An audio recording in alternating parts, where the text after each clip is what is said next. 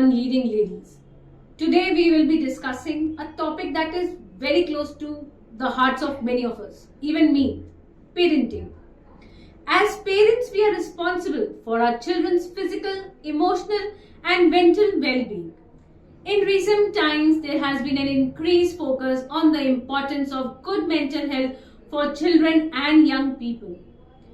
Parenting, a challenging task, overwhelming at times, especially when it comes to supporting our own children's mental health. However, nobody talks about the mental health of a parent in this process, or even the relationship between a child and a parent. Today, we shall discuss them all. With that, let me introduce you all today to mom of two boys. She has been through depression herself, values the power of entertainment and humor in her own daily life. Together they learn new things and explore new meltdown points for each other. A trained counseling psychologist by qualification, she is now a quirky SAHM, when I say SAHM, stay-at-home mom, and a creative content writer whose world revolves around, in her own language, around two ruckus makers. Ladies and gentlemen, it's my pleasure to have one of the most influential parenting influencer and one of the top mom bloggers in the world of Instagram. She is known as Mama Goddess, Miss Prisha Lalwani. Welcome to Solh Talks, Prisha. Thank you. I hope you have enjoyed the last few days with your kids. Specifically now, today we are on our parenting episode. How are you feeling today? They are at school? Yes, they are at school and this is my free time. This is my chill time, so I do whatever I want in these hours. Perfect. I know being a parent, the me time is so much important, specifically Absolutely. in today's life. Yes. My husband is still working from home, so it's not that great, but yeah, I'll manage. I can imagine it's very, very tough. So, how do you balance the demands of parenthood while taking care of your own mental health? The best thing the thing that I really like to do is compartmentalize. So I have time in the morning for myself where I complete my sleep first, because I am a person who cannot run on low sleep. Then I do things that I really enjoy. I do part-time influencing. So I post my content and I engage with my followers at that point in time. If there is some coloring or some TV or some episodes that I have to catch up to, I do it at that time. And I finish my cooking and my house chores. And I also realized that a big chunk of my mental health is managed and balanced by my children. If they're being very messy, then my mental health goes down, and if they're really nice, sweet and loving, my mental health stays up to up to mark. So when my children come from school, we have this 1 hour that we call as mama time. Okay. So they come, the first thing that they do is they put their stuff in the kitchen, the tiffins and the bottles, and they put their bags away. Organized kids. Yeah. And no, we had to train them, they weren't organized. But yeah, we put an effort there to let them have a little responsibility of their chores. And someday when they forget putting their tiffins in the sink, then they wash them on their own. So they remember the next day that, okay, I have to put it in the sink for the Didi to clean. And after that, I allow them some time to, air out without too many clothes or without anything. And then we spend 1 full hour together doing nothing. So sometimes we are fighting, sometimes we are arguing, sometimes we are telling what happened in school, sometimes we are telling what games we played. We just sit and hug and talk and, wrestle a little bit. So that helps me greatly in managing my mental health, because that 1 hour is the most precious hour of my day. After that, in the evening, again, I take a little break from my chores, from my everyday tasks, and I relax and I do whatever I like. So that is how I manage my mental health when I'm also taking care of parenthood. So I think what you are saying, that 1 hour, it is actually ensuring you have a good mental health. I think your kids would also be enjoying that particular 1 hour. They would be definitely looking forward to that 1 hour where they can talk to their mother. Yes, absolutely. It's a sought after 1 hour. Right. So nobody budges, and after that they're busy with their games and we have to do this and everything. They're busy with that afterwards. But that 1 hour is the best hour for us in the house. Wow. So how do societal pressure and social media impact mental health in children today? how can the parents, you and me, can address this? Can you please guide our audience on that? See, it is very important to have an open channel of communication. The social media that my children use right now is YouTube. The others are out of their reach, they're a little too young for that. But even YouTube does immense levels of damage. Children today, they know, they explore, and they figure out a lot more than even adults know, and about all the wrong things, okay? I agree, totally So, agree.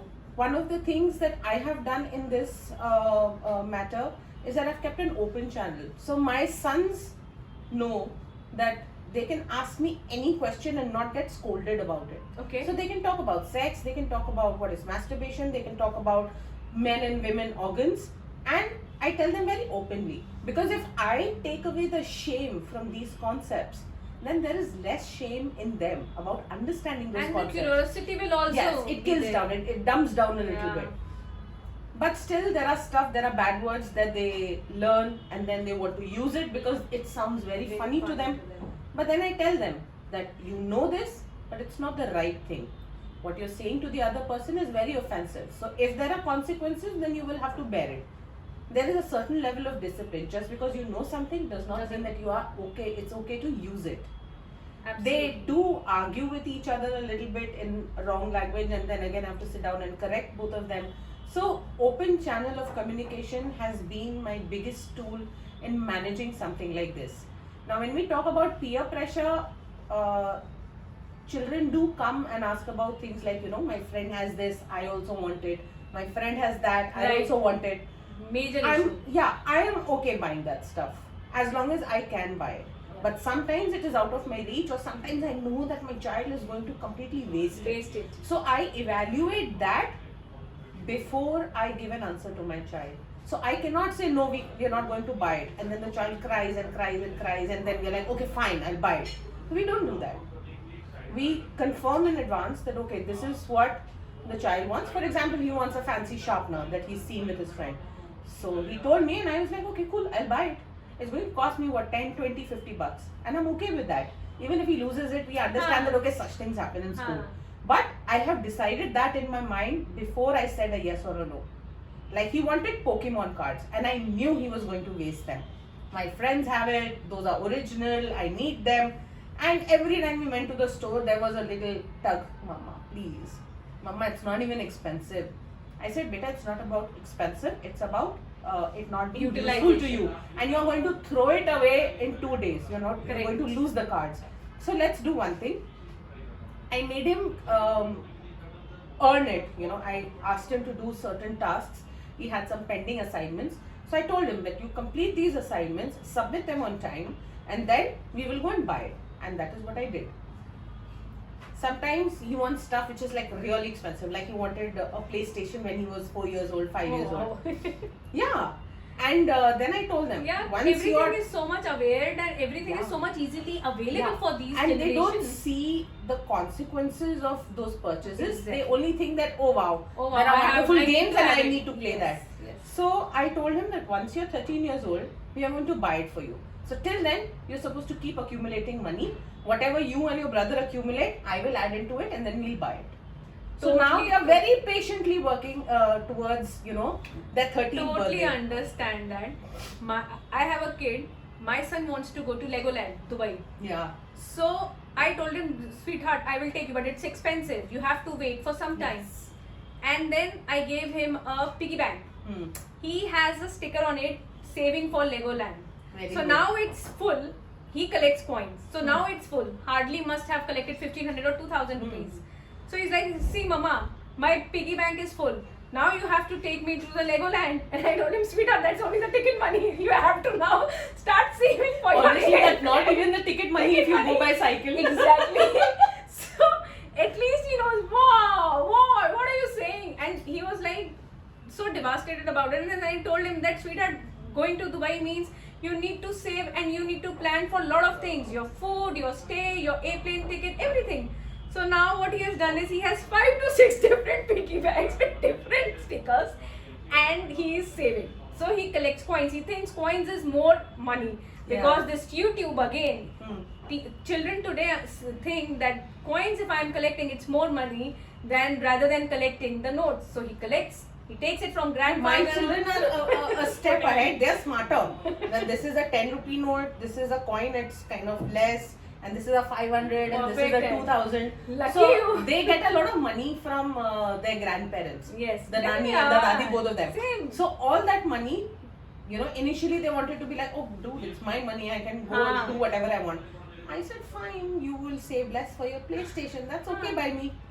Oh, yeah. I said, yeah. Then I safely put it at one place, and then whenever we have that time, I give them their money and then they put it in the piggy bank. So they've filled one with notes, they've broken it, they've counted it, and now they're filling up a second one. That's But a okay, we've still wonderful not thing to reached the Absolutely. yeah, point. It's a wonderful thing to do. Teaching kids the value of things is very, very important, specifically for their mental health also. Otherwise, what will happen is, itni आसानी से, the things which they will get, no, they will not have value of those, and it will be like, ये हो गया, अच्छा अब next क्या है? It's a little bit about value of the item and of the money that they're spending, but there is also this thing that the peer pressure needs to be fought right from the start. Right. All of my friends have Pokemon cards. That is why I want Pokemon cards. That Does not work that way. Right. You need to understand why you really want it. Correct. So, and being able to say yes to some things and accepting that some things will be a constant no.